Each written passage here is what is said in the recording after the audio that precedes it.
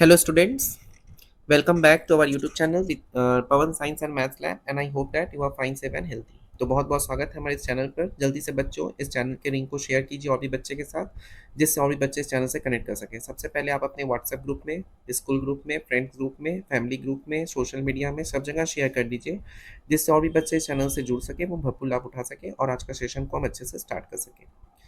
बच्चों last class में हमने ऑलरेडी एमोनिया के बारे में डिस्कस किया था और मुझे उम्मीद है कि आप लोगों ने एमोनिया देखा है, लेकिन हमने देखा है कि उसमें ज़्यादा व्यूज़ अभी तक नहीं गया है, मतलब बहुत से स्टूडेंट ने एमोनिया नहीं देखा है। तो हम आपसे रिक्वेस्ट करेंगे कि एक बार एमोनिया ज़रूर देखें, क्योंकि हमने वही वही टॉपिक के बारे में डिस्कशन किया है जिससे आपका एग्ज़ाम में आएगा, क्योंकि एग्ज़ाम ओरिएंटेड चीज़ ही हम यहाँ पे डिस्कस कर रहे हैं। दूसरा बात है बच्चों कि आज हम लोग H2S और नाइट्रोजन ये दो टॉपिक के ऊपर डिस्कस करेंगे और अगला एपिसोड जब हम लोगों का आएगा बच्चों, तो अगले एपिसोड में हम लोग एबीटीए टेस्ट पेपर का क्वेश्चन सॉल्व करेंगे। ओके, जो कि क्वेश्चन इसी तीन टॉपिक से रहेगा, एमोनिया, H2S और नाइट्रोजन। तो इसीलिए बच्चों हमने सोचा कि एबीटीए टेस्ट पेपर कराने से पहले एक बार आपको इनऑर्गेनिक केमिस्ट्री का ये चीज़ डिस्कस कर देते हैं। देखिए, फिजिकल साइंस का अगर हम आपको बात करें बच्चों, तो फिजिकल साइंस में कॉन्सेप्चुअल क्वेश्चंस तो रहता ही है, ऐसा कोई डाउट नहीं है इसमें कि कॉन्सेप्चुअल क्वेश्चंस नहीं रहता है। लेकिन ये जो एक ऐसा पार्ट है इनऑर्गेनिक केमिस्ट्री का, यहाँ से कॉन्सेप्चुअल क्वेश्चन आने का चांसेस बहुत ही कम रहता है, क्योंकि यहाँ पे सभी लगभग रिएक्शन बेसिस के ऊपर है। तो बस आपको रिएक्शन ध्यान में रखना है और पॉइंट्स ध्यान में रखना है। इसमें आपको ज़्यादा घुराने का क्वेश्चंस नहीं देगा। जितना भी कॉन्सेप्चुअल क्वेश्चन है बच्चों, ज़्यादातर तुम्हारा ऑर्गेनिक केमिस्ट्री या अगर हम बोले तो फिजिक्स से ज़्यादा आता है। चाहे वो लाइट हो, करंट, इलेक्ट्रिसिटी हो, वहाँ पे कॉन्सेप्चुअल ज़्यादा रहेगा। एटॉमिक न्यूक्लियस हो, थर्मल फेनोमेना हो, उस जगह से ज़्यादा रहेगा। यहाँ तक कि हम कॉन्सेप्चुअल बोल सकते हैं पीरियोडिक टेबल से भी और केमिकल बॉन्ड से भी, इवन एज इलेक्ट्रोलाइसिस से भी थोड़ा बहुत। लेकिन अभी जो हम लोग टॉपिक डिस्कस कर रहे हैं, जो पढ़ रहे हैं, यहाँ पे कॉन्सेप्चुअल क्वेश्चन आने का चांसेस बहुत कम है। बस आपको रिएक्शंस वगैरह, टॉपिक्स वगैरह अच्छे से जान के रखने से ही आप लोग एकदम ईजिली इसको कर पाइएगा। तो इसीलिए मेरा इच्छा यही था कि आप लोगों को सबसे पहले स्कोरिंग चैप्टर को पहले कराते हैं, जिसमें दिमाग का यूज़ कम लगे। तो इसीलिए ये चैप्टर्स को हमने डिस्कस किया है इस चैनल पर। ऐसे हमने तो यही डिसाइड किया था कि हम कुछ नया पढ़ाएंगे नहीं, खाली प्रैक्टिस सेशन डिस्कस करेंगे। लेकिन फिर हम सोचे कि जो एकदम वीक स्टूडेंट है, जिसको पास होने से केवल मतलब है, तो वो टॉपिक हम डिस्कस कर देते हैं। इसीलिए हमने लास्ट क्लास में अमोनिया डिस्कस किया और आज हम लोग H2S और नाइट्रोजन एक साथ डिस्कस करेंगे। तो बच्चों आज का वीडियो थोड़ा लेंदी होने वाला है, ओके, लेकिन हम कोशिश करेंगे 30 मिनट्स में पूरा कंप्लीट करवा दें। लेकिन अगर बाई चांस 30 मिनट से कंप्लीट नहीं हुआ तो थोड़ा-सा आज ज़्यादा देख लीजिएगा वीडियो, और ये हम आप लोगों के हित के लिए ही कर रहे हैं बच्चों, ओके। अभी ऑलरेडी आज हम लोगों का 18 अगस्त हो गया है, कल 19 अगस्त है, मतलब अगस्त एंड की तरफ हम लोग धीरे-धीरे बढ़ रहे हैं और बहुत से स्कूल में प्री टेस्ट एग्जामिनेशन शायद चल रहा है या हो चुका है। गवर्नमेंट स्कूल में तो शायद अगस्त के फर्स्ट वीक से था, तो गवर्नमेंट स्कूल में अगस्त में ही हो गया स्टार्टिंग में, लेकिन जो प्राइवेट स्कूल्स हैं, बहुत से स्कूल में होने वाला है या चल रहा है। तो बच्चों ये वीडियो आप सबके लिए हेल्पफुल करेगा फिजिक्स में पास होने के लिए, ओके। केमिस्ट्री पोर्शन बच्चे ये वाला एरिया को ज़्यादा पढ़ते ही नहीं है, इस वाले जगह को ऐसे ही छोड़ देते हैं कि क्या रिएक्शंस पढ़ेंगे। इसलिए हमने वही वही टॉपिक को उठाया है, वही वही टॉप पॉइंट्स को डिस्कस कर रहे हैं, जिससे एग्जाम में आपको बहुत ज़्यादा हेल्प हो सके, ओके। तो चलिए बिना समय वेस्ट के शुरू करते हैं। मुझे उम्मीद है कि आपने अब तक पूरा चैनल का लिंक को अपने व्हाट्सएप ग्रुप में, अपने फ्रेंड्स ग्रुप में, स्कूल ग्रुप में सब में शेयर कर दिया होगा। और बच्चों अगर आपको आज का क्लास अच्छा लगे तो लाइक, शेयर और सब्सक्राइब कीजिए, जिससे और भी बच्चे इस चैनल से जुड़ सकें, वो भरपूर लाभ उठा सकें। कमेंट बॉक्स में मैसेज जरूर कीजिएगा कि क्लासेस कैसा था। तो बच्चों सबसे पहला चीज़ हम लोग पहले H2S के बारे में डिस्कस करेंगे और फिर उसके बाद हम लोग नाइट्रोजन के बारे में डिस्कस करेंगे। एमोनिया का क्लास अभी अगर किसी ने नहीं देखा है तो ज़रूर देखें, आप लोगों का ऑलरेडी इस चैनल पे क्लासेस अपलोड हो चुके हैं। जो 11-12 के स्टूडेंट हैं उन लोगों से भी कहना है कि विद्यारथी एकेडमी वाले चैनल पर जरूर देखें। वहाँ पे हम लोग ऑलरेडी 12 का BMPS हो या प्योर मैथमेटिक्स हो, 11 का भी प्योर मैथमेटिक्स या BMPS हो, सब कुछ अपलोड किए जा रहे हैं। तो आप लोग वहाँ जाकर देखिए, आप लोगों के लिए बहुत ज़्यादा हेल्पफुल होगा। और जिसको बेसिक से समझना है, लर्न विद पवन सर में भी हम लोग छोटा मोटा जो हम लोग का ट्रिकी होता है उसको हम लोग उस चैनल पर डिस्कस करते हैं, तो आप वहाँ पर भी कर सकते हैं। तो चलिए बच्चों शुरू करते हैं आज का क्लास। सबसे पहला हम लोग आज हम लोग डिस्कस करेंगे हाइड्रोजन सल्फाइड और नाइट्रोजन, दोनों पॉइंट के ऊपर आज हम लोग डिस्कस करेंगे, ओके। बच्चों सबसे पहला है laboratory preparation of H2S। Laboratory preparation of H2S में हम लोगों को पढ़ना क्या है, सबसे पहले ये चीज़ हम लोगों को समझना है। लैबोरेटरी प्रिपरेशन के केस में बच्चों सबसे पहले एपरेटस एंड रिएजेंट, हमको क्या क्या चीज़ का ज़रूरत है, ये चीज़ हम लोग को देखना है। Prepared a Woulfe bottles using ferrous sulphide and dilute sulphuric acid. Procedure में क्या है, नो हीटिंग इज रिक्वायर्ड। हमको H2S तैयार करने के लिए कोई भी हीट का ज़रूरत नहीं है। The gas is collected by the upward displacement of air because it is heavier than air. जैसे एमोनिया के केस में हम लोग क्या देखे थे कि ये लाइटर देन एयर होता है, ये जो H2S है ये एयर से हेवी होता है, इसीलिए इसके डिस्प्लेसमेंट से ही हम लोग कलेक्ट कर सकते हैं। It can not be collected over water as it is moderately soluble in cold water. ये वाटर में हम लोग इसको नहीं कंसिडर कर सकते क्योंकि वाटर के केस में हम लोग का मॉडरेटली सॉल्युबल रहता है, मतलब कुछ हद तक ये सॉल्युबल रहता है। तो इसीलिए हम लोग यहाँ पे अपवर्ड डिस्प्लेसमेंट ऑफ एयर से हम लोग इसको कलेक्ट कर सकते हैं। तो इसके लिए हमको हीट देने का कोई ज़रूरत नहीं है। तो एपरेटस में हमको क्या क्या चाहिए, हमको डाइल्यूट H2SO4 चाहिए और फेरस सल्फाइड चाहिए। फेरस सल्फाइड और H2SO4 को जब हम लोग रिएक्ट करेंगे तो हम लोग को फेरस सल्फेट और H2S गैस मिलेगा। तो फेरस सल्फेट हम लोग का एक कंपाउंड है और H2S गैसियस नेचर का है। तो जब भी बच्चों हम लोग फेरस सल्फाइड को सल्फ्यूरिक एसिड के साथ रिएक्ट करेंगे तो हम लोग को फेरस सल्फेट और H2S गैस मिलेगा। तो इसके लिए हमको कोई हीट करने का ज़रूरत नहीं है क्योंकि ये हेवियर देन एयर होता है, इसको अपर डिस्प्लेसमेंट ऑफ एयर से हम लोग इसको कलेक्ट कर सकते हैं। आया बात समझ में बच्चों? तो ये है हम लोगों का एपरेटस, रिएजेंट एंड प्रोसीड्यूर। मुझे उम्मीद है कि आपको यहाँ तक क्लियर है। अगर हिंदी में आप लोगों को देखा जाए तो हिंदी में ऑलरेडी हमने लिखा है, तो आप लोग हिंदी मीडियम के जो है इसे पढ़ लीजिएगा। यहाँ पे क्या दिया है, इसे वल्फ की बोतल में फेरस सल्फाइड और तनु सल्फ्यूरिक एसिड मतलब अल्म, मतलब इसको बोल सकते हैं डाइल्यूट। डाइल्यूट मतलब आपका पूरा प्योर नहीं है, इसमें मिला हुआ है पानी। तो यहाँ पे FeS प्लस H2SO4 अगर हम लोग कलेक्ट मिला है तो हम लोगों को FeSO4 फेरस सल्फेट और H2S गैस मिलेगा। आया बात समझ में? H2S गैस को बच्चों हम लोग पानी से कलेक्ट नहीं कर सकते। It can not be collected in water because it is likely soluble in cold water. ये बहुत ज़्यादा तक मॉडरेटली जो है ज़्यादा से ज़्यादा सॉल्युबल होता है कोल्ड वाटर में। आया बात समझ में बच्चों? नेक्स्ट स्लाइड में देखते हैं preparation of H2S by Kipp's apparatus. H2S gas को हम लोग पाते हैं कैसे, इसके लिए हमको कौन सा इंस्ट्रूमेंट का जरूरत होता है, तो किप्स एपरेटस सबसे इंपॉर्टेंट चीज़ है।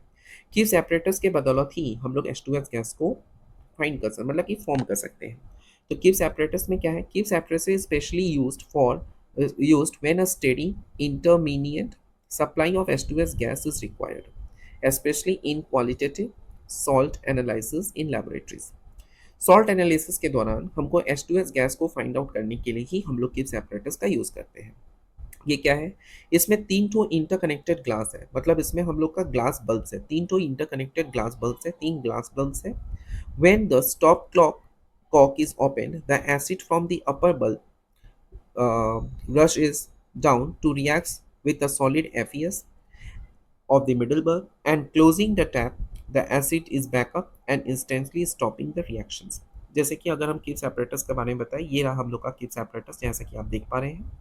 किप्स एपरेटस में हम लोग क्या देख पा रहे हैं, 3 प्रकार का बल्ब इसमें दिया गया है। इसमें क्या बोला गया है, 3 प्रकार का बल्ब है। एक हम लोग का ए है, एक हम लोग का ए है, एक हम लोग का बी है और एक हम लोग का सी है। ए है, बी है, सी है। यहाँ पे ये जो 3 प्रकार का बल्ब आप लोग देख पा रहे हैं बच्चों, यहाँ पे सबसे ऊपर में हम लोगों को डाइल्यूट सल्फ्यूरिक एसिड दिया गया है। बल्ब बी में हम लोग FeS रखे हैं और फिर हम लोग का क्या हो रहा है, यहाँ पे केमिकल कोऑर्डिनेशन हो रहा है।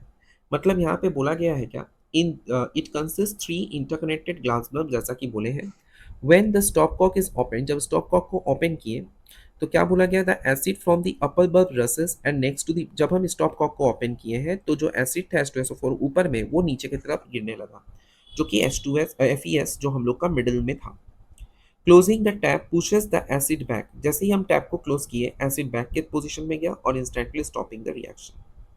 यह कॉर्क खोला जाता है, तब अल्म FeS के संपर्क में आता है और गैस बनाती है। कॉर्क बंद करने पर गैस के दबाव से अम्ल वापस चला जाता है और प्रक्रिया रुक जाती है। मतलब जैसे ही हम कॉर्क को बंद कर देंगे, ये जो कॉर्क है इस कॉर्क को जैसे ही हम लोग बंद कर देंगे बच्चों, वैसे ही हम लोग क्या देखेंगे कि एसिड जो है वो रिएक्शन जो होगा वो बंद हो जाएगा, मतलब वो ज़्यादा देर तक कंटिन्यू नहीं करेगा। आया बात समझ में? तो किप्स एपरेटस का अगर आपको प्रोसीजर्स पूछे या रीजन पूछे तो आपको यही बताना है कि FeS plus H2SO4 equal to FeSO4 plus H2S। ठीक है। तो यहाँ पे हमने क्या बताया, किप्स एपरेटस हम लोग का 3 इंटरकनेक्टेड ग्लास बल्ब है, जिसमें सबसे ऊपर में H2SO4 है, दूसरे में हम लोग का FeS है। और जब हम लोग कॉर्क को ओपन करते हैं H2SO4, जैसे ही तुम्हारा सेकंड वाले बल्ब में आता है FeS में, तो हम लोग का क्या करता है, यहाँ पे हम लोग का रिएक्शन करता है। और ये रिएक्शन जैसे ही हम लोग कॉर्क को स्टॉप कर देंगे बच्चों, बंद कर देंगे, तो वापस एसिड जो होगा वो गिरना बंद हो जाएगा और फिर क्या होगा, वो रिएक्शन वहीं पर स्टॉप हो जाएगा। आया बात समझ में? क्लियर हुआ? तो ये किप्स एपरेटस के बारे में यहाँ पे बोला गया है। नेक्स्ट है फिजिकल प्रॉपर्टीज ऑफ H2S। ये इंपॉर्टेंट है, आपसे इसमें शॉर्ट क्वेश्चन पूछ ही सकता है। ये एक कलरलेस गैस है, highly distinct offensive odour resembling rotten eggs. क्या है ये? कलरलेस गैस है जैसे कि अमोनिया का, और इसका ऑर्डर मतलब इसका जो टेस्ट है वो हम लोग का रोटेन एग की तरह है, पंजेंट स्मेल जैसा। इसके बाद मतलब स्मेल नॉट टेस्ट, स्मेल जो है वो पंजेंट स्मेल जैसा है, रोटेन एग। डेंसिटी क्या है? डेंसिटी इसका 1.19 times heavier than air. Air से इतना गुना ज़्यादा है, 1.19 टाइम्स, मतलब 1.19 टाइम्स ज़्यादा हेवियर है एयर से। सॉल्युबिलिटी, ये मॉडरेटली सॉल्युबल है कोल्ड वाटर में, कोल्ड वाटर में ज़्यादातर सॉल्युबल है, but solubility decreases rapidly when increases temperature. जैसे जैसे अगर हम पानी का टेम्परेचर बढ़ाते चले जाएंगे, वैसे हम लोग सॉल्युबिलिटी देखेंगे धीरे धीरे कम होते जाएगा। ठंडा पानी में क्या है, ये बहुत ज़्यादा सॉल्युबल है, लेकिन गर्म पानी में इसका सॉल्युबल होने में टाइम ज़्यादा लगता है, मतलब ना ही होता है। टॉक्सिसिटी, एक्सट्रीमली पॉइजनस गैस, इसको हम लोग यूज़ नहीं कर सकते, बहुत ही ज़्यादा पॉइजनस हार्मफुल गैस है, जहरीला गैस है। ठीक है बच्चों, यहाँ तक क्लियर हुआ? यहाँ तक किसी को कोई डाउट, कोई क्वेरीज अगर हो तो बेझिझक आप मुझसे कमेंट बॉक्स में पूछ सकते हैं। तो कलर में हम लोग का क्या है, ये कलरलेस है। ऑर्डरलेस में ये हम लोग का क्या है, पंजेंट स्मेल है। फिर डेंसिटी में 1.19 टाइम्स हेवियर है एयर से। सॉल्यू हाँ, तो सॉल्युबिलिटी में ये हम लोग का कोल्ड वाटर में सबसे ज़्यादा सॉल्युबल होता है, कोल्ड वाटर में। लेकिन जैसे ही जैसे टेम्परेचर बढ़ाएंगे तो इसका सॉल्युबिलिटी कम होने लगेगा। टॉक्सिसिटी के केस में हम लोग क्या देखते हैं बच्चों, कि ये बहुत ही ज़्यादा पॉइजनस गैस के अंदर आता है। नेक्स्ट है एसिडिक प्रॉपर्टी ऑफ H2S। ये भी आप लोगों का इंपॉर्टेंट है। H2S जो है ये हम लोग का डिसॉल्व होता है वाटर में to form a weak dibasic acid known as hydrosulphuric acid. क्या बोला गया है? जब H2S हम लोग का पानी में डिसॉल्व होता है तो एक वीक डाइबेसिक एसिड, मतलब डाइल्यूट, बहुत ही कम एसिडिक नेचर का डाइल्यूट H2SO4 ये तैयार करता है। ये मॉइस्ट ब्लू लिटमस को रेड कर देता है। जो ब्लू लिटमस कलर रहता है ये रेड में हो जाता है, क्योंकि इसमें एसिड है। क्योंकि ये डाइबेसिक है, it reacts with strong alkalis to form two series of salts, acid salts and normal salt.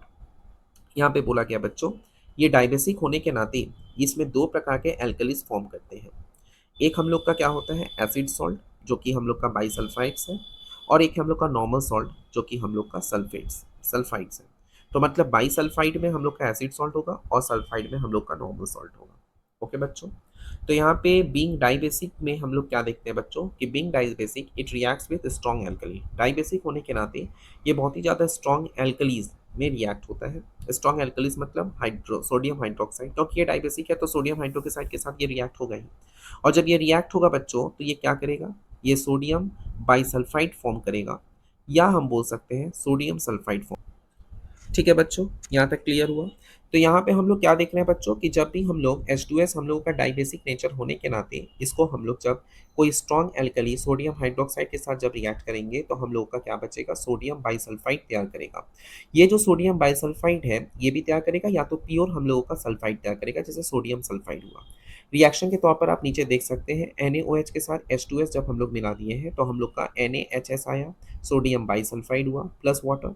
और सेम चीज़ से अगर हम इसको NaOH प्लस H2S किए तो हम लोग का sodium sulphide Na2S plus 2H2 होगा। तो Na2S सोडियम सल्फाइड है और NaHS सोडियम बाइसल्फाइड है, तो दोनों प्रकार का चीज़ हम लोग का फॉर्म हो सकता है। ये हम लोग का एसिडिक प्रॉपर्टी का पहला है।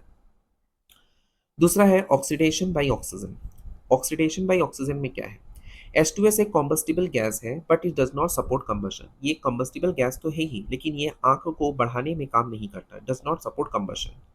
It Burns with a characteristic pale blue flame. ये जो बर्न्स करता है, ये जब जलाता है तो एक ब्लू कलर का कलर फॉर्म होता है। आंख जब ब्लू कलर का होता है ना, तो सोचिए उसमें H2S है। वो आंख को बढ़ावा नहीं देता, लेकिन ये वो आंख को बढ़ावा नहीं देता है, लेकिन वो आंख को ब्लू कलर का फ्लेम तैयार करता है। मतलब H2S जो है ये कॉम्बस्टिबल होने के नाते भी ये कंबशन में हेल्प नहीं करता, ये एक ब्लू कलर का फ्लेम तैयार करता है। Limited oxygen, it undergoes incomplete combustion. Incomplete combustion में ये जाने की वजह से ये क्या करता है, सॉलिड येलो सल्फर फॉर्म करता है। और दूसरा क्या है, एक्सेस ऑक्सीजन में अगर लिमिटेड कम ऑक्सीजन रहेगा, लिमिटेड ऑक्सीजन रहेगा तो ये हम लोग का एक येलो कलर का सल्फर तैयार करेगा। और अगर ज़्यादा ऑक्सीजन है तो it burns completely to form sulphur dioxide and water. अगर हम इसको पूरा ही अगर ज़्यादा ऑक्सीजन दें तो ये बर्न्स करेगा और बर्न्स करने के बाद ये सल्फर डाइऑक्साइड और वाटर तैयार करेगा। तो H2S के साथ जब हम ऑक्सीजन के साथ मिला दिए, मतलब लिमिटेड ऑक्सीजन में, तो हम लोगों को एक क्या मिला, येलो डिपॉजिट, मतलब येलो कलर का एक सल्फर मिलेगा, 2H2O प्लस S मिलेगा, मतलब वाटर और सल्फर मिलेगा ही। और दूसरे में हम लोग को सल्फर डाइऑक्साइड और वाटर मिलेगा अगर हम लोग एक्सेस ऑक्सीजन दे तो। एक्सेस ऑक्सीजन मतलब ज़्यादा मात्रा में अगर हम ऑक्सीजन दें तो हम लोग का सल्फर डाइऑक्साइड और वाटर मिलेगा, और अगर कम मात्रा में ऑक्सीजन दे तो हम लोगों को सल्फर जो कि येलो कलर का होगा और वाटर मिलेगा। ओके, तो इसको इस तरीका से याद रखना है कि H2S के साथ जब हम लोग ऑक्सीजन मिला रहे हैं, H2S जब ऑक्सीजन के साथ मिल रहा है तो हम लोग क्या देख पाते हैं बच्चों, तो हम लोग को यहाँ पे येलो कलर का सल्फर और वाटर मिलेगा। अगर वो एक्सेस ऑक्सीजन के साथ मीट कर रहा है तो हम लोगों को सल्फर डाइऑक्साइड और हम लोग को वाटर मिलेगा। आया बात समझ में? नेक्स्ट स्लाइड की ओर आगे बढ़ते हैं। अगले स्लाइड में क्या बोला गया है, reduction property of H2S। Reducing properties में हम लोग का क्या है बच्चों, because hydrogen sulphide can readily yellow, या sorry, hydrogen sulphide can readily yield hydrogen, so it is a strong reducing agent. क्योंकि ये हाइड्रोजन इसमें प्रेजेंट है तो इस रिड्यूसिंग एजेंट के रूप में बहुत ही ज़्यादा है। मान लीजिए it reduces halogens, chlorine, bromine etcetera to their correspond hydrogen halides जैसे HCl, HBr, while it gets oxidized to liberate free solid sulfur। तो यहाँ पे क्या होगा, ये ऑक्सीडाइज्ड होगा और ये क्या फॉर्म करेगा, एक फ्री सॉलिड सल्फर तैयार करेगा। ठीक है, फ्री सॉलिड सल्फर हम लोग का यहाँ पे तैयार करेगा। यहाँ पे यही चीज़ ये बोला गया है। तो यहाँ पे जैसे H2S के साथ जब हम क्लोरीन मिला दिए बच्चों तो हम लोग का HCl और सल्फर मिला, उसी प्रकार से H2S के साथ जब ब्रोमीन मिला देंगे तो हम लोग को HBr प्लस सल्फर मिलेगा। तो मतलब क्या हुआ कि ये हम लोगों का स्ट्रॉन्ग रिड्यूसिंग है क्योंकि इसमें हाइड्रोजन प्रेजेंट है। और साथ ही साथ हम लोग यहाँ पे क्या बोल सकते हैं बच्चों कि ये रिड्यूसेस करता है हेलोजेंस को, क्लोरीन, ब्रोमीन को, और to their corresponding hydrogen halides. मतलब यहाँ पे क्लोरीन जो है HCl हो गया, HBr हो गया, हाइड्रोजन क्लोराइड, ऐसे करके। तो ये चीज़ हम लोग को त्याग करता है। साथ ही साथ हम लोग को यहाँ पे क्या मिलेगा बच्चों, हम लोग को यहाँ पे सल्फर मिलेगा रिड्यूसिंग प्रॉपर्टीज के रूप में। आया? तो H2S के साथ जब क्लोरीन मिलाएंगे तो HCl प्लस S मिलेगा, और H2S के साथ जब ब्रोमीन मिलाएंगे तो HBr प्लस S मिलेगा। अगला स्लाइड है precipitation of metallic sulphate sulphide. ये आप लोगों का थोड़ा इंपॉर्टेंट बोला गया है। H2S को जब हम लोग पास करवाते हैं aqueous solution of certain heavy metals जैसे कॉपर हुआ, लीड हुआ, सिल्वर हुआ, it forms a distinctive colours in soluble metal sulphides. This property is extensively utilized in the laboratory for qualitative inorganic salts analysis for metal radicals। अब जैसे कि copper sulphate के साथ अगर हम H2S मिला दिए तो हम लोग को ब्लैक कलर का प्रेसिपिटेट प्लस CuS मिलेगा, और क्या मिलेगा बच्चों, वही CuS मतलब ब्लैक कलर का प्रेसिपिटेट प्लस हम लोग को सल्फर डाइऑक्साइड H2SO4।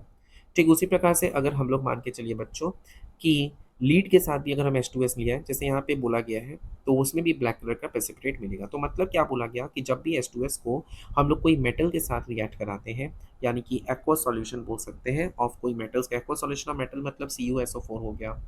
तो ऐसे करके अगर हम कोई भी एक्वस सॉल्यूशन ऑफ मेटल के साथ H2S गैस को पास कराएंगे तो हम लोग को एक ब्लैक प्रेसिपिटेट मिलेगा CuS, प्लस हम लोगों को सल्फ्यूरिक एसिड मिलेगा, किसी में नाइट्रिक एसिड मिलेगा।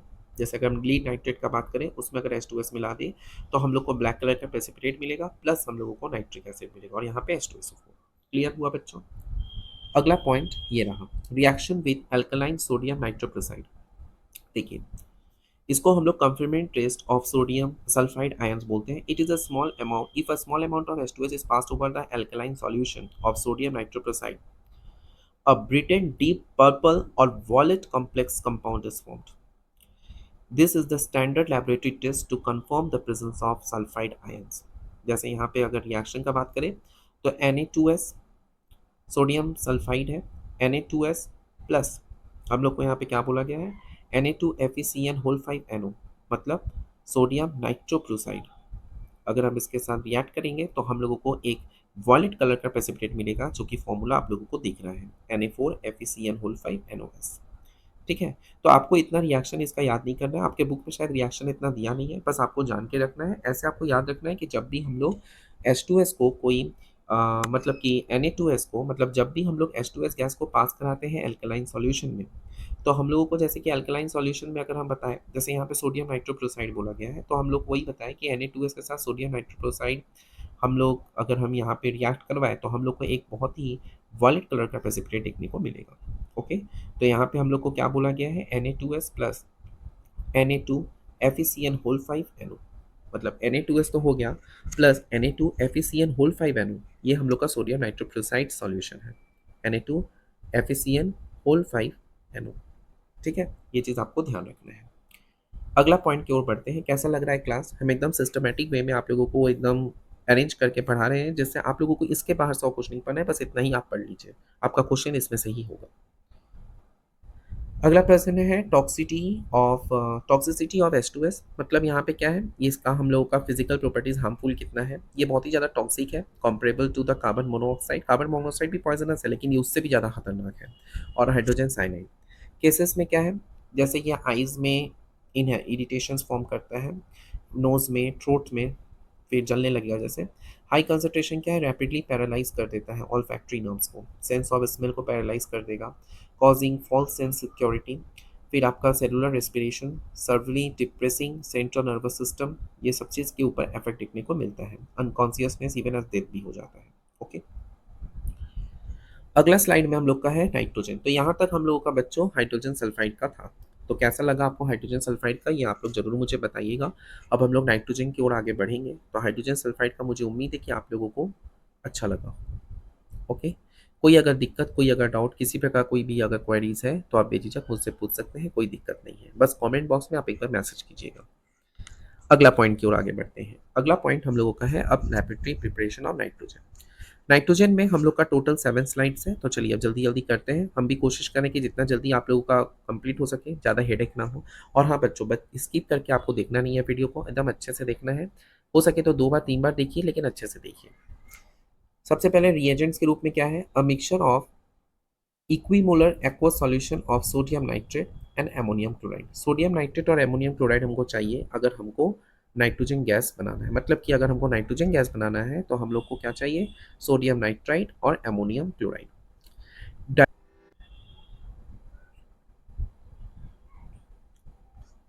यहाँ पे क्या बोला गया, यहाँ पे क्या बोला गया है बच्चों, यहाँ पे बोला गया है कि जो हम लोग का direct heating of ammonium nitrate जो है is avoided because it decomposes explosively. Instead, it produces in situ by safer mixture yield produce hydrogen gas. अब देखिए यील्डिंग क्या करता है, प्योर हाइड्रोजन गैस। जैसे कि यहाँ पे NaNO2 प्लस NH4Cl, हम लोग क्या बोल रहे हैं, सोडियम नाइट्राइड को जब हम लोग एमोनियम क्लोराइड के साथ मिला रहे हैं तो हम लोग का सोडियम क्लोराइड प्लस NH4NO2 मिल रहा है। अब इस NH4NO2 को अगर हम लोग फर्दर हीट करें, मतलब डिकम्पोज करें, तो हम लोग को नाइट्रोजन गैस और वाटर मिलेगा। तो ये चीज़ ध्यान रखना है आपको कि NH4NO2 को जब हम लोग फर्दर डिकम्पोज करेंगे, मतलब सोडियम नाइट्राइड को वापस अगर हम लोग डिकम्पोज करेंगे, तब जाके हमको एमोनिया गैस और वाटर मिलेगा। आया बात समझ में? तो आपको यहाँ पे क्या ध्यान रखना है, आपको यहाँ पे ये ध्यान रखना है कि सबसे पहले हम लोग को क्या करना है, सबसे पहले हम लोग का सोडियम नाइट्राइड को हमको किससे मिलाना है बच्चों, सोडियम नाइट्राइड को हमको किससे मिलाना है, आपको भी ये पता है किससे मिलाना है। सोडियम नाइट्राइड को हम सबसे पहले मिलाएंगे एमोनियम क्लोराइड के साथ। सोडियम नाइट्राइड जब एमोनियम क्लोराइड के साथ मिलेगा तो हम लोग का सोडियम क्लोराइड और एमोनियम नाइट्राइड बनेगा। अब फिर एमोनियम नाइट्राइड को फर्दर अगर हम डिकम्पोज करेंगे तो हम लोग को नाइट्रोजन गैस और वाटर मिलेगा। बस इसको आपको याद रखना है। आया बात समझ में? अगला स्लाइड में देखिए यूजेस ऑफ नाइट्रोजन। नाइट्रोजन का कहाँ कहाँ यूज़ होता है, इंडस्ट्रियल मैन्युफैक्चर में यूज़ होता है, जैसे यूरिया में हुआ, हेबर्स प्रोसेस में अमोनिया के केस में हुआ, वहाँ पे भी हम लोग पढ़े थे। इनर्ट एटमॉस्फेयर में जैसे बोले तो is unreactive atmosphere in metallurgical operation, metallurgical operation में ये अनरिएक्टिव है। फूड पैकेजिंग, ये सब जगह पे नाइट्रोजन का, जैसे हम लोग खाते हैं ना कुरकुरे वगैरह, पोटैटो चिप्स, कुरकुरे, लेज, तो ये सब में नाइट्रोजन का यूज़ होता है। और क्रायोजेनिक्स में अगर हम बोले तो liquid nitrogen is use for powerful refrigerant to preserve a biological samples. तो लिक्विड नाइट्रोजन का हम लोग इसमें यूज़ करते हैं। ठीक है, आया बात समझ में, जिससे कोई भी चीज़ को ठंडा करके रखा जा सके बहुत दिनों तक, इसीलिए हम लोग लिक्विड नाइट्रोजन का यूज़ करते हैं। तो नाइट्रोजन और हाइड्रोजन मिलकर हम लोग का एमोनिया गैस मिलेगा, और इसमें कैटलिस्ट के रूप में हमने आयरन पाउडर का यूज़ किया था। ठीक है, आया बात समझ में? तो ये हमने ऑलरेडी हैबर्स प्रोसेस में देखा था। मुझे उम्मीद है कि आप लोगों को यहाँ पे कोई डाउट और क्वेरीज नहीं है। अगले स्लाइड में है फिजिकल प्रॉपर्टीज ऑफ नाइट्रोजन में। फिजिकल प्रॉपर्टीज में अपीयरेंस, ये हम लोग का कलरलेस है, ये भी नाइट्रोजन भी कलरलेस है, ऑर्डरलेस है एंड टेस्टलेस है, इसका कोई स्मेल नहीं है, टेस्टलेस है। तो नाइट्रोजन जो है ये हम लोग का कलरलेस है। डेंसिटी ये है, ये स्लाइटली लाइटर देन एटमॉस्फेरिक है, ये एयर से बहुत ज़्यादा लाइट भी रहता है, हल्का सा। सॉल्युबिलिटी, ये हम लोग का स्पैंगली सॉल्युबल इन वाटर है, ये लगभग हम लोग को बोल सकते हैं कि बहुत ही कम ही सॉल्युबल होता है पानी में, ठीक है, ज़्यादा ये घुलनशील नहीं होता। केमिकल नेचर, ये हाईली अनरिएक्टिव है एट रूम टेम्परेचर में ये रिएक्टिव नहीं रहता, अनरिएक्टिव रहता है। Due to the very strong triple bond between nitrogen atom, it is neither combustible not a supporter of combustion, ये कॉम्बस्टिबल नहीं है जबकि H2S कॉम्बस्टिबल था, यहाँ पे ये कॉम्बस्टिबल नहीं है और ये आग को बढ़ने में भी सपोर्ट नहीं करता, और साथ ही साथ ये हम लोगों का बहुत ही ज़्यादा इनर्ट, मतलब बोल सकते हैं कि स्ट्रॉन्ग ट्रिपल बॉन्ड है, जिससे ये अपने आप को, मतलब कि एन एन के बीच में ट्रिपल बॉन्ड है, हमने ऑलरेडी लुईस डॉट स्ट्रक्चर के केस में पढ़ा था। तो यही चीज़ बोला गया है क्या, ये रूम टेम्परेचर में हाईली अनरिएक्टिव होता है, it is highly unreactive eight room temperature, और स्ट्रॉन्ग ट्रिपल बॉन्ड भी इसमें प्रेजेंट है। साथ ही साथ ये हम लोग को कॉम्बशन में सपोर्ट नहीं करता, और ना ही ये कॉम्बस्टिबल में हम लोगों का, मतलब it is neither combustible not support for the combustion, ये बोल सकते हैं। नेक्स्ट है आप लोगों का एक्शन विथ मैग्नीशियम। मैग्नीशियम और नाइट्रोजन को जब मिलाएंगे तो हम लोगों को कंपाउंड मिलेगा। क्या कंपाउंड मिलेगा बच्चों? हम लोग को जो कंपाउंड मिलेगा वो हम लोग का क्या होगा, वो हम लोग का होगा मैग्नीशियम नाइट्राइड, ठीक है।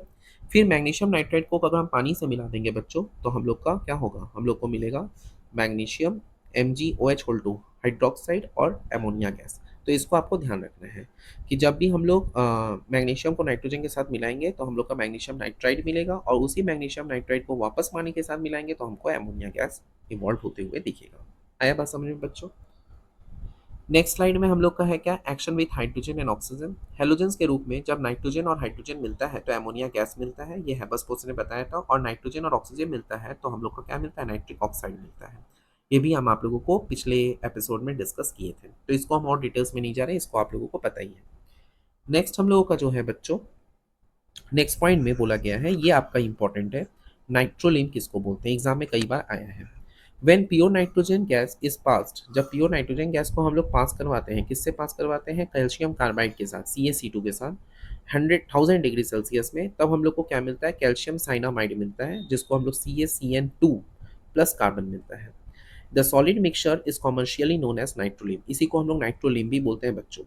ये हम लोग का slow release of nitrogenous fertilizers में होता है। तो ये रिएक्शन बहुत इंपॉर्टेंट है। CaC2 कैल्शियम कार्बाइड को जब हम लोग नाइट्रोजन गैस के साथ मिलाते हैं, इसको ध्यान दीजिए, जब कैल्शियम कार्बाइड को हम लोग नाइट्रोजन गैस के साथ मिलाते हैं तो हमको क्या मिलता है बच्चों, हम लोग को मिलता है CaCN2, मतलब नाइट्रोलीन मिलता है, प्लस हम लोग को कार्बन। तो नाइट्रोलीन और कार्बन मिलेगा जब कैल्शियम कार्बाइड को हम लोग नाइट्रोजन के साथ मिलाएंगे, तो नाइट्रोलीन और कार्बन मिलेगा। इस नाइट्रोलीन को हम लोग क्या बोलते हैं, कैल्शियम कार्बन साइनामाइड बोलते हैं। आया बात समझ में बच्चों? अगला पॉइंट है हम लोगों का फिक्सेशन ऑफ नाइट्रोजन, ये बहुत ही इंपॉर्टेंट है, ये आप लोगों को भी पता है। फिक्सेशन ऑफ नाइट्रोजन क्या होता है, नाइट्रोजन और ऑक्सीजन मिलकर हम लोग को नाइट्रिक ऑक्साइड मिलता है, इसी नाइट्रिक ऑक्साइड के साथ वापस ऑक्सीजन मिला देंगे तो नाइट्रोजन डाइऑक्साइड मुझे मिलेगा।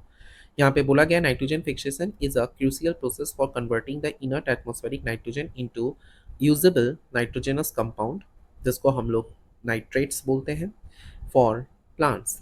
नाइट्रोजन फिक्सेशन लाइटनिंग में जब हम लोग का N2 और O2 कंबाइंड होता है तो हम लोग को NO2 मिलता है, सॉरी हम लोग को तब NO मिलता है, नाइट्रोजन नाइट्रिक ऑक्साइड, और इसी नाइट्रिक ऑक्साइड को फर्दर अगर हम ऑक्सीजन के साथ मिलाएंगे तो हम लोग को क्या मिलेगा, हम लोग को यहाँ पे नाइट्रोजन डाइऑक्साइड NO2 मिलेगा। तो ध्यान रखिएगा बच्चों, N2O2 मिलकर नाइट्रिक ऑक्साइड मिलता है, इसी नाइट्रिक ऑक्साइड को वापस अगर हम ऑक्सीजन के साथ मिला दें तो हम लोग को नाइट्रोजन डाइऑक्साइड मिलेगा। और फिर यही नाइट्रोजन डाइऑक्साइड वाटर अगर मिला दे, वापस नाइट्रोजन डाइऑक्साइड के साथ वाटर मिला दे तो हम लोग को नाइट्रिक एसिड मिलेगा, जिसको हम लोग HNO3 के नाम से जानते हैं। आया बात समझ में? तो बच्चों नाइट्रोजन फिक्सेशन में सबसे पहले नाइट्रोजन और हम लोगों का ऑक्सीजन मिलकर नाइट्रिक ऑक्साइड बनाता है, फिर नाइट्रिक ऑक्साइड के साथ ऑक्सीजन मिलाते हैं तो नाइट्रोजन डाइऑक्साइड मिलाता है, और फिर नाइट्रोजन ऑक्साइड के साथ वाटर मिलाते हैं और ऑक्सीजन मिलाते हैं तो हम लोग को नाइट्रिक एसिड मिलता है, ठीक है। तो ये हम लोग का पूरा प्रोसेस है। तो बच्चों कैसा लगा आज का क्लास? मुझे उम्मीद है कि आप लोगों को अच्छा लगा होगा। कोई डाउट, कोई क्वेरीज यदि आप लोगों को रह गया हो तो कमेंट बॉक्स में जरूर मैसेज कीजिएगा, जिससे हम आप लोगों का नेक्स्ट एपिसोड में इसको क्लियर करके फिर आगे बढ़ सकें। अगला एपिसोड हम लोग टेस्ट पेपर का क्वेश्चन सॉल्व करेंगे, और मुझे उम्मीद है कि वो क्वेश्चन आपके लिए बहुत ही ज़्यादा हेल्पफुल रहने वाले हैं आने वाले एग्जाम में। किसी को अगर मुझसे क्लासेस के बारे में कुछ जानकारी लेना है या कुछ पूछना है तो हमने ऑलरेडी नंबर दे दिया है, आप इसमें मुझसे व्हाट्सएप करके अपना कोई भी डाउट या कुछ भी क्वेरीज अगर हो तो बेझिझक पूछ सकते हैं। अगर किसी को पीडीएफ चाहिए तो मुझे कमेंट बॉक्स में मैसेज कीजिएगा, सर मुझे पीडीएफ चाहिए। हम आप लोगों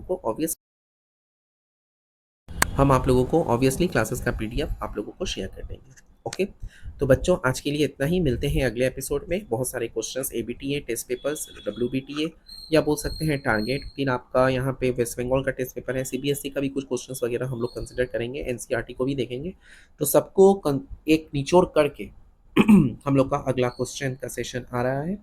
तो अगला एपिसोड मोस्ट प्रोबेबली मुझे उम्मीद है कि फ्राइडे तक अपलोड होगा, फ्राइडे नहीं तो सैटरडे तक अपलोड होगा। तो बच्चों एक पीडीएफ बनाने में हमको कम से कम 3 से 4 दिन लगता है, ठीक है? 3 से 4 दिन मुझे लगता है बच्चों। तो प्लीज़ इतना मेहनत हम आप लोगों के लिए कर रहे हैं, एक लाइक शेयर और सब्सक्राइब कर लीजिए जिससे और भी बच्चे चैनल से जुड़ सके एवं भरपूर लाभ उठा सकें। मिलते हैं अगले एपिसोड में, तब तक के लिए thank you very much. Keep watching our YouTube channel Pavan science and math lab. Like share और सब्सक्राइब जरूर कीजिएगा। Thank you very much. Good night, शुभ रात्रि।